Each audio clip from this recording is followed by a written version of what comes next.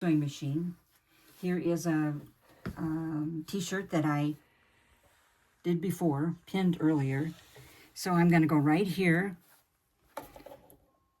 Let you press your foot down. Okay, now before I get to that pin, I'm going to take that pin out because I don't want my machine to have to cut to go over the top of that. Now I'm probably 3/8 of an inch on this. And I put in black thread because I thought that would be easier for you to see.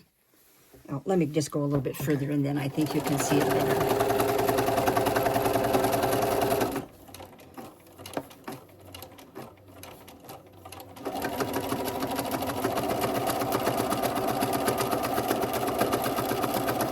And if you need to stretch it a little bit in order to get the kinks out, you do that. Once it's on the baby's bottom, it's going to be wrinkly anyway, and that won't hurt anything.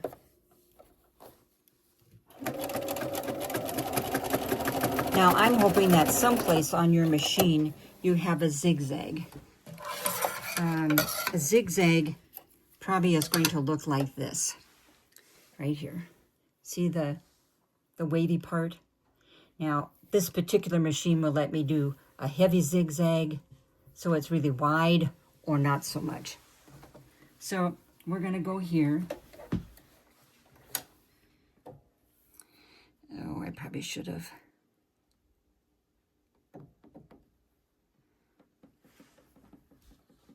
This is just adjusting with what I was pushing here, and that's not so important. On some machines, the zigzag is whatever the manufacturer put on the machine as it's, okay?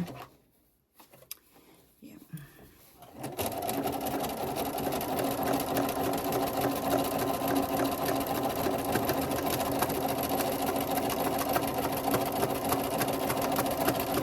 Now, this middle part where I had all of those layers, it does not make a difference with the zigzag. The zigzag will go right over the top of that easily.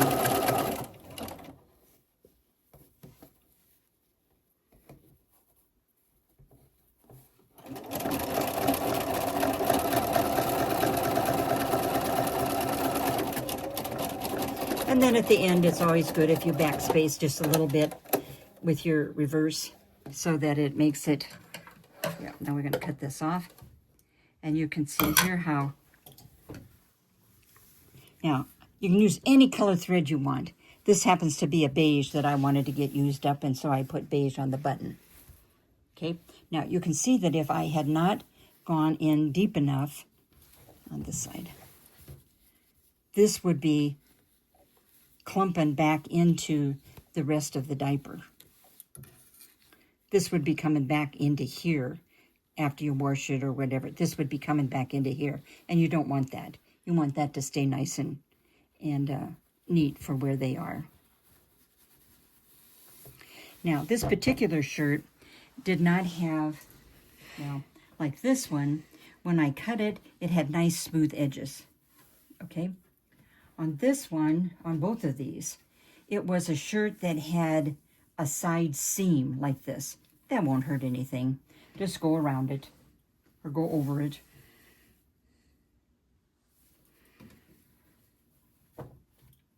And when you get all done, I don't know, maybe you want me to do a whole one. Is that right? Okay, now we're going to go from start to finish. So you have done it, you folded it, pinned it, and you know where you're going with it.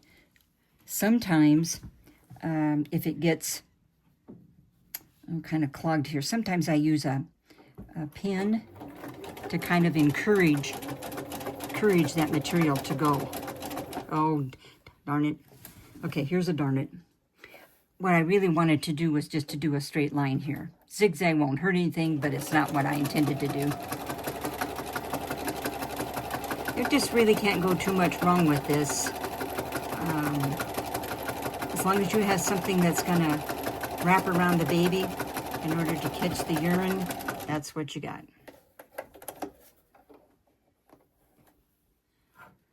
Now, if you have machines that will go over pins and it's advertised as that. Just be real careful. If you hit the pin with your sewing machine needle, it's going to dull your needle or break it. I understand you got Singer machines.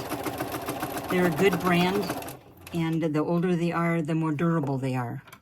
Sometimes things that are made today are not near as strong and durable as they were in days gone by. Okay, so here we go, and you can see I got a few little gathers here where the thickness of this cloth wanted it to bunch up, and so I just pushed it through there. Okay, now we're going to go back and do the other side.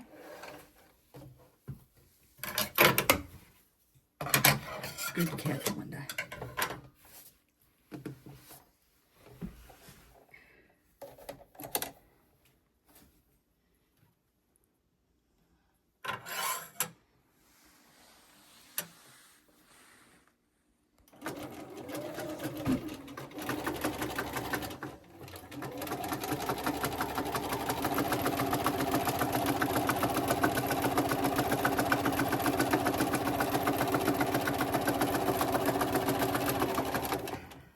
Jane tells me that she thinks you probably would know the difference between polyester and cotton.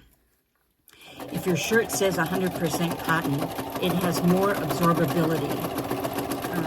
The polyester, oh, I don't know, it just doesn't absorb like cotton does. So if you have your choice in your t-shirts, pick out the cotton ones. And it should say right in the nape of the neck that it's 100% cotton. Okay, here we are again. You can see that I am catching readily all 4 of those layers. 1, 2, 3, 4. Okay, and coming to the end of it now. And I'm going to go right here and I'm going to backspace a little bit. And someplace on your machine you will have a backspace.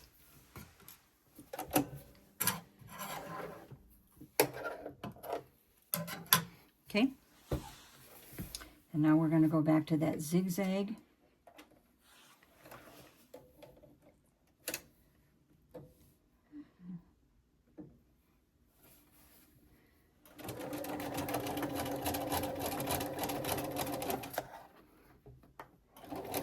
When I send my diapers over to, right now I'm sending them to Uganda. The sisters in Norfolk have a mission there, and they have an orphanage with it. And so my diapers go there. And every time I send diapers, I try to send enough, a package or 2 of safety pins. I don't know, maybe there's 50 or 100 in a package. I don't know whether they use them. There was one place that they thought that they could make some sort of a tie on the edge of these, like this, so that they could just tie them around the baby and not use safety pins. But I've not talked to them in person to know that. And when I asked the sisters to find that out, well, they're not a seamstress. They don't work in the orphanage. And it's like they don't know what I'm talking about. So, Could you use Velcro? Well, I thought about using Velcro, but the edges of the Velcro can kind of cut if it's on a tiny baby's soft skin. I just don't know. And I don't know if they make a Velcro that is nice and soft for infants. I don't know that. But Velcro to me is, I thought I had a piece of it here. I don't see it. This is kind of a space for everything, Anyway, you can try Velcro if you want to, but I think Velcro. And then sometimes Velcro will get all the little threads inside the fibers of the Velcro. In order to make that stick again, just take a needle and clip that thread out. Lift it out. Stop a minute. Can you stop it?